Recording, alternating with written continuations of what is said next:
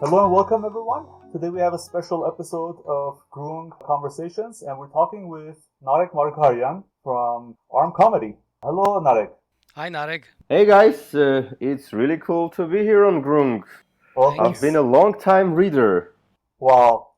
Flattery will get you Back in the everywhere. day, you guys were I think you were, at least to me, you were the first Armenian news website on the web. To me, I'm not sure. And you know what's unique? We deliberately kept the style, like 1993-ish in terms of It's HTML and everything so that you can search. don't no, Hovik. It's 1997. Well, we have to get, with the time. Was that a Reagan administration or what?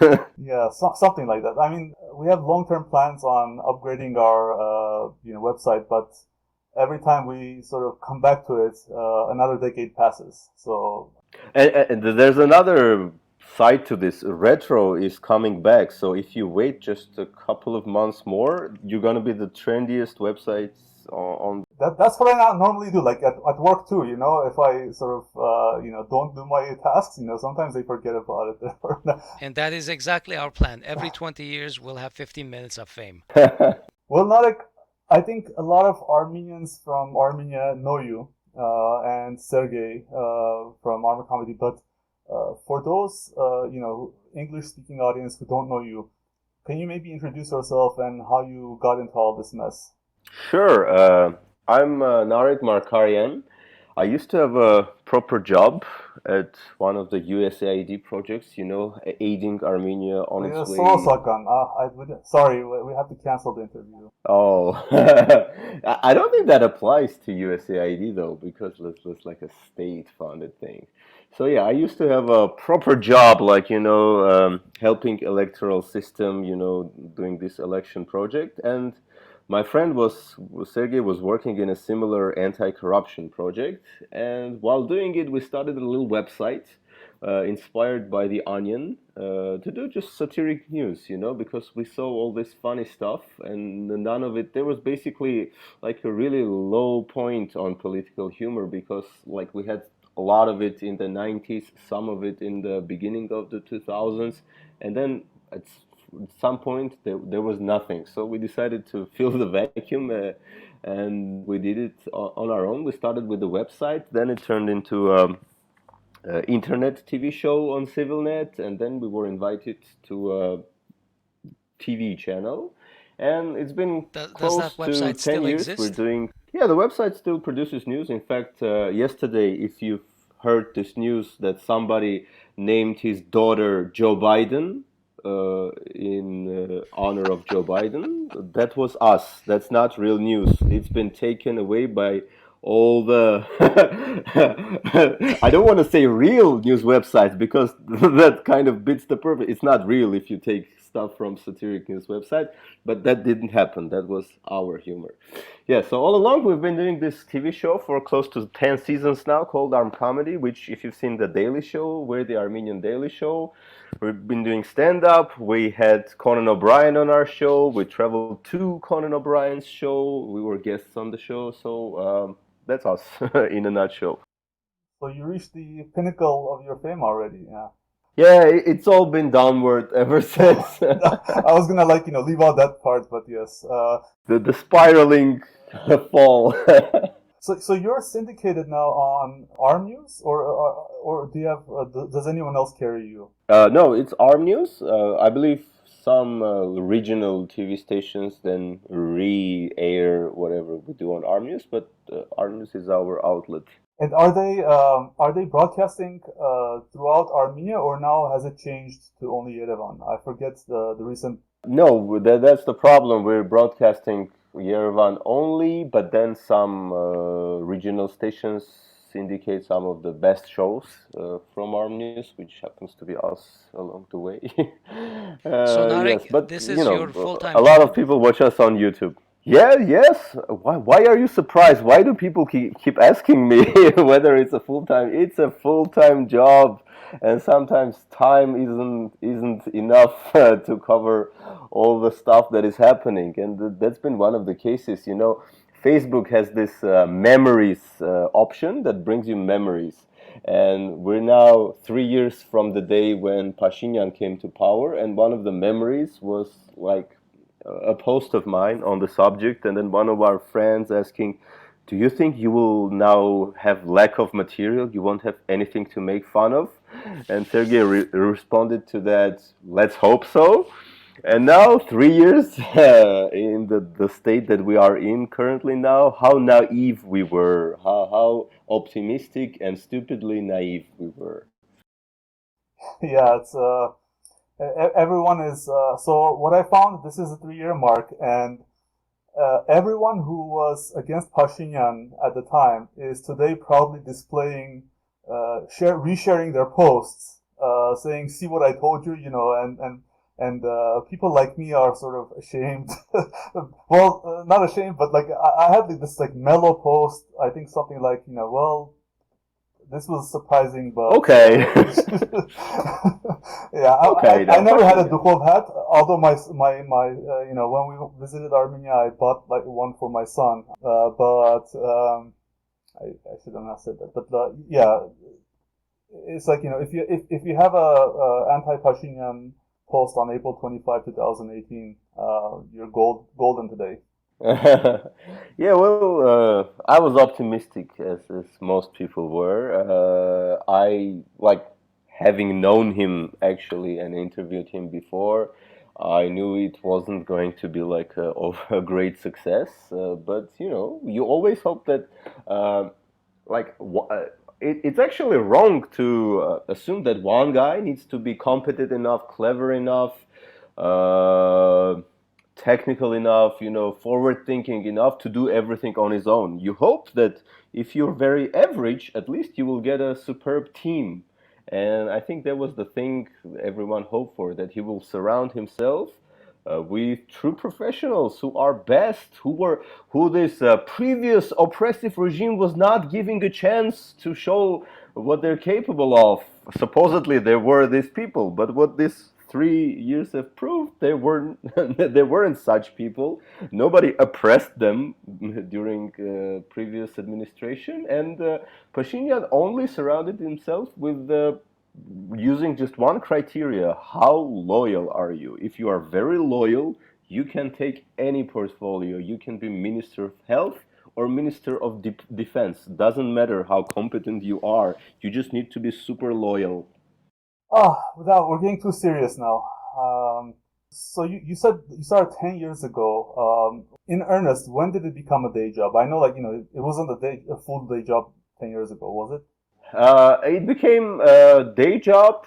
Well, 9 years ago. It was late 2011 when we moved to CivilNet. So we left our proper job and we moved to CivilNet. So it's a full-time job, and we were doing just the show. Well, I was an editor also, but mainly it was the show.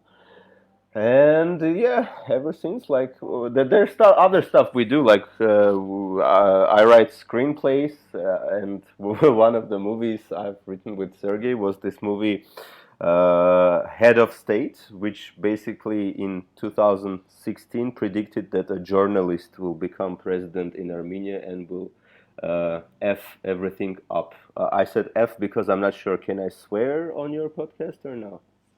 If you do, you'll be the first one. But we'll find Okay, out. YouTube so a will. journalist will become But we president and will. will fuck everything up. We're not gonna edit that one out. Yes, and some of the scenes in that movie, by the way, were like exactly what he did. Like the promise to forget all the traffic fines, him riding a bicycle to show people how common and down to earth he is, him Are you having a pulling my leg problem right with. now, or is this for real? It's for real. The movie's on YouTube. You can watch it. It's called Head of State. So I'm this Cassandra type of person predicting the future. If you have any questions, please go ahead. Something about formers. No, never mind. So you know what? One question though that always interested me is: do you have any division or specialization of labor between when you do the shows, or is it just like you do all the tasks, you share all the tasks with Sergey? And who else? Like, do you have like staff? I'm assuming you have some staff to support you as well. Yes, we have staff. All the technical aspects are done by specialized staff. We usually have someone helping us, to filter out some of the news and find the funny stuff. And we have certain key people who are most likely to make gaffes. So those people are constantly monitored, and subjects are picked up. But actually, the way Sergey and I work, we do all the same stuff. We write pieces. We think we will have fun writing, and then have each other, go through the other one's job. So basically, we write pieces separately, and then contribute to the other one's pieces, and we just start recording. And as we do that, you add some improvisation to that, so it becomes. So, Narek, what's a normal day for you? Like you wake up and do you start listening to the news? Do you tell us a little more about that? I do running and triathlon, so as a runner, I'm obliged to mention it at least once in a conversation. So that's how my Excellent. they typically. That's a thing. You must somehow put it into conversation. And you did Ironman too, right? I believe. Yes, I'm going to. Coming to United States in about 8 weeks to do it. Where in the States? Idaho, of all states. Have you ever heard of a town called Coeur d'Alene? I'd be in Coeur d'Alene. If you ever travel to Seattle, I'm in Seattle, so we should meet. Oh, you're in Seattle. I think that was the plan initially, to go through Seattle, and we might do it through Seattle because I want to be at Bruce Lee's graveyard. That's all I know about Seattle. I'm sorry. That's good. That's good enough. I didn't know Bruce Lee had a graveyard here, so I feel embarrassed. Are you kidding me? That's like in post USSR countries, that's like the top attraction in Seattle, because we all idolized him and still do. I mean, I still idolize him. Anyway, so I remember, like, as a child, we used to go to these secret movie rooms and watch like Bruce Lee. But when you get older.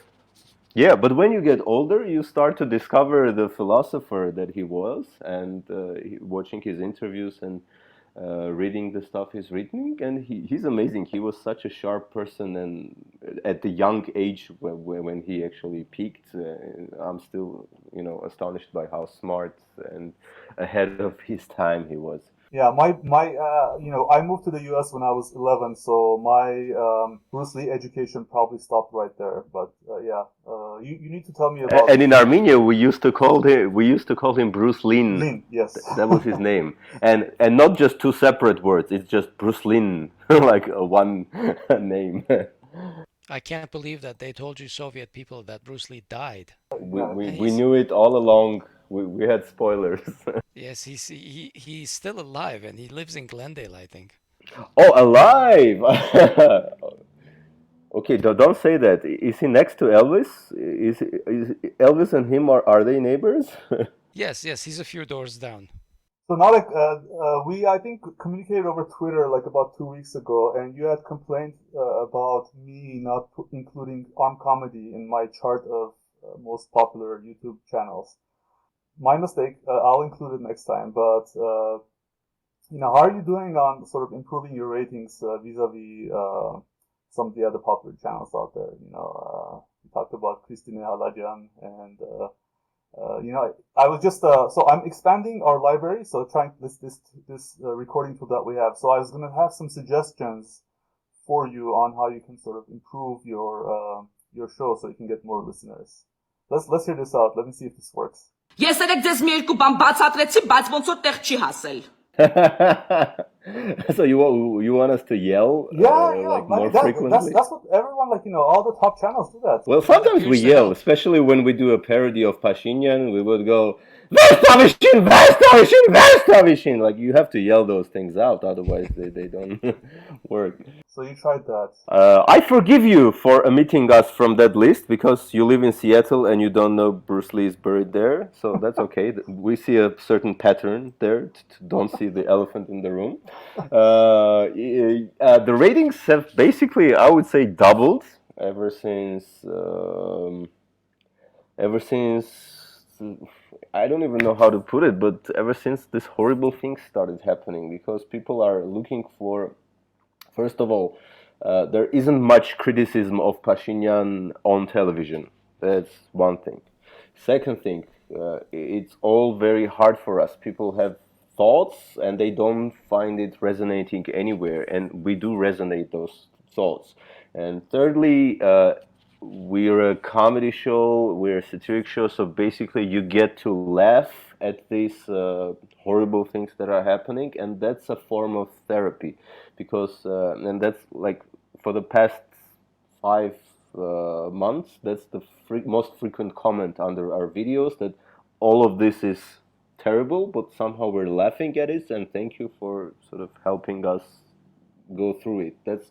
That has been my coping mechanism throughout my life, even before I started doing anything, just to find the fun part, the funny in things that are not funny, obviously, and just scientifically, that's a proven way of therapy. So we try to we first of all we do it for ourselves, because you could see how the tone of the show has changed. Like, it was terrible during COVID. Don't get this wrong. Like, before the war happened, all this COVID period, starting from March of the last year, it was terrible. There was one stupid decision after another, one idiotic statement following the other. But you would see that we're still, trying to be upbeat about it, trying to be positive. But after the war, like, there's this anger, and I think we filter most of it out. Maybe about 10% of that anger still, leaks into the show. But I think it's okay, because people feel the same way, and the things that are happening, they are not just this one-time fuck-ups. They are fuck-ups that will alter the rest of Armenia's life, economically, politically, geopolitically. This idiocy, this discreditation of the state that is happening daily, it's not just a one thing that, okay, everyone else will forget about it in a year.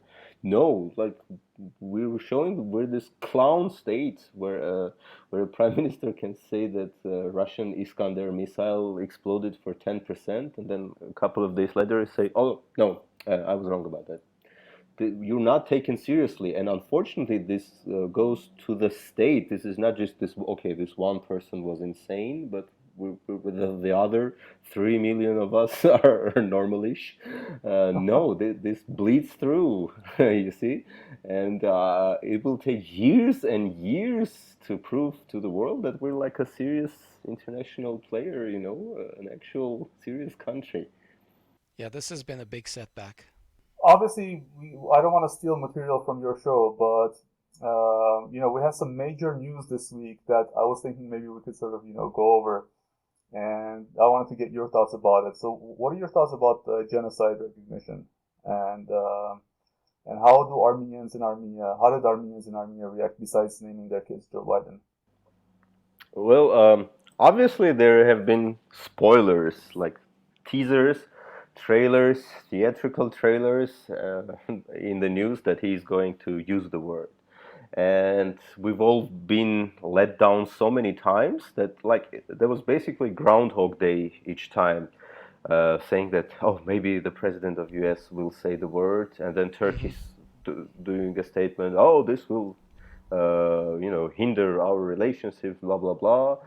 So we've been through this like so many times that had he not said the word, well, nothing changed. But fortunately, he has, and let's be clear, it doesn't have any legal consequences. It's just a guy saying what happened, and President Reagan has used the word before, and it doesn't affect Turkey. It just, it's a good it's a good slap on the face of Turkey because they have become too cocky. Like you remember the case when their bodyguards were beating people up in Washington D.C. during Trump administration. So like Turkey is getting out of control, and everything that puts Turkey back into its place is a good thing. Will it have any legal consequences? Of course, I don't think it will. But it's a step in the right direction. So I applaud Joe Biden for doing that. The people's reaction was basically that everyone was, and we are, you should like understand this. People in Armenia are so thirsty for a positive news, for something good happening.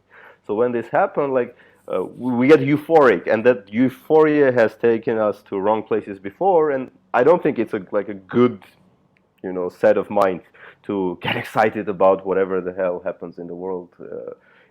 To that level, but it's understandable. Like we have this thirst for good. And do you know what the headlines on Perfect TV are nowadays? That according to them, Pacinian single-handedly twisted Biden's arm and forced him to recognize Armenian genocide. So now every Armenian will get $1 million and 100 acres of land in Turkey, the dacha of your grandparents that was there. So yes, this propaganda machine works. And even on that day, like even on April 21st, I'm talking afternoon before Biden's statement was made, there was Alen Simonyan, co-chair of the National Assembly, saying that, oh, we like, how long should we continue this aggression? They say something about, we have songs that say that Turks are bad. Well, there's a reason we have these songs. Like, we didn't make up songs about Austrians or Australians, right? We made these songs about Turks for as a consequence. And on that day, him and other prominent members of their party were talking about reconciliation with Turkey, and that was just like, they were, even they, I don't think were sure that it's going to happen, because that rhetoric and then a few hours later Biden using the word, that doesn't sum up right to me. So obviously we're going to talk about all of that on tomorrow's show. We started the fake news that a girl was named Joe Biden, and everyone believed, because that actually happened with President Sarkozy. When France had the resolution on genocide, someone named their child Sarkozy, and then a couple of years later renamed the child.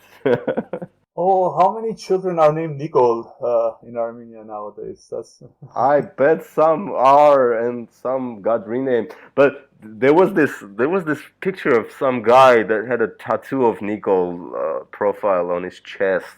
I wonder how that guy is doing.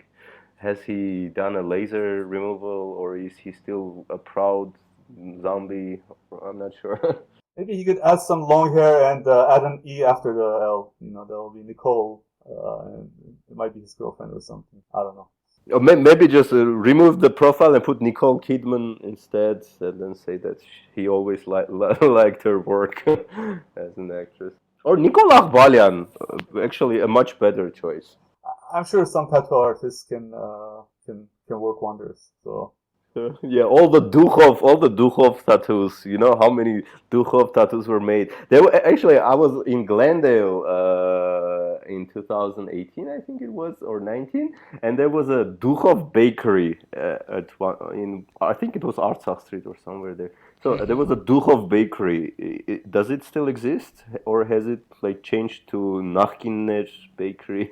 Dukhov is all over the place in Glendale, but Still, I haven't seen the bakery. Much less right now than 2 years ago. Okay. Yeah, obviously that was a short-term fad, but anyway, let's not get super excited. I understand this euphoria, but actually let's make an agreement not to get super excited about anything or anyone in the Well, at future. Grung, we were quite sure that Joe Biden was going to recognize. Our joke here was whether, as soon as he recognized my step, was going to recognize it as well. I'm sorry, I didn't catch that. Who else was going to recognize it? My step.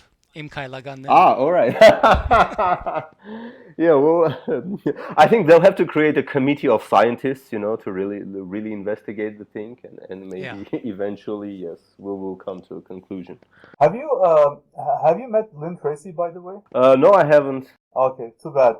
Because what's the ridiculous thing is, like, for in 100 years we finally get our genocide recognized, and yesterday the tweet on the U.S. Embassy Twitter account was, "Study in Louisiana. The state's warm climate, musical traditions, and famous festivals help make it an exciting and I enriching saw place." that. Oh, so someone else wrote about that to me on Twitter, but I think I didn't watch the thing, but I think there was an interview of her talking about that in particular. It was a video on YouTube, but I'm not 100% sure because I haven't watched it, but that's what the headline said anyway. So I'm sure they will have make a statement. Have you talked about Armenians going to space yet on your TV show?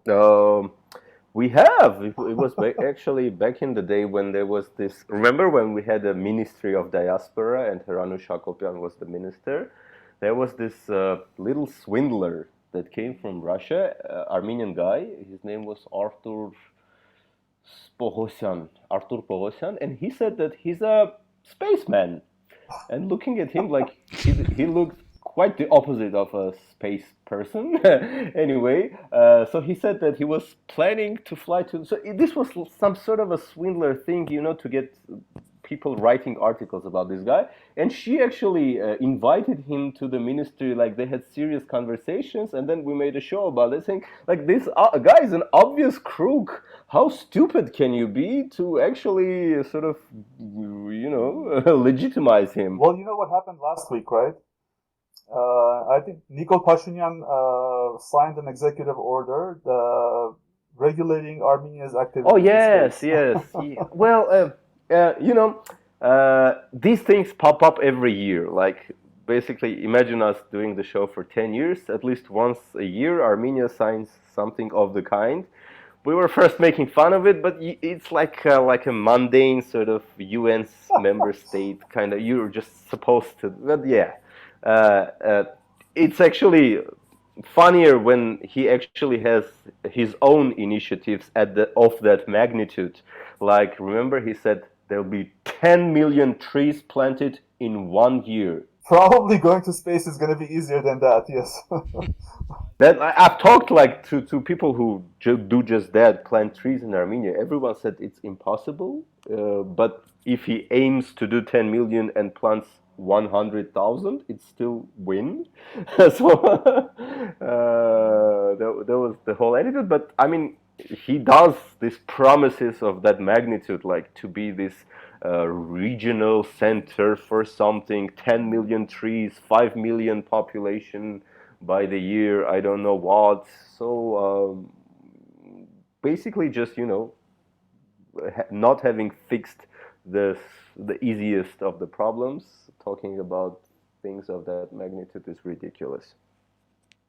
So yeah, Narek, for those of us, for those from our audience listening in Armenia, you said you had a stand-up show coming up. Are tickets for that already sold out, or how can people get a hold of it? We are having a show in Mezzo Club this Sunday. I'm not sure if it's sold out yet or not. Basically, just contact the club and they will tell you anything. We plan to, now that we've tested in clubs, we then plan to take it like to a bigger venue, like we usually do in theaters. Let's hope it works out. What's the format of the show, Narek?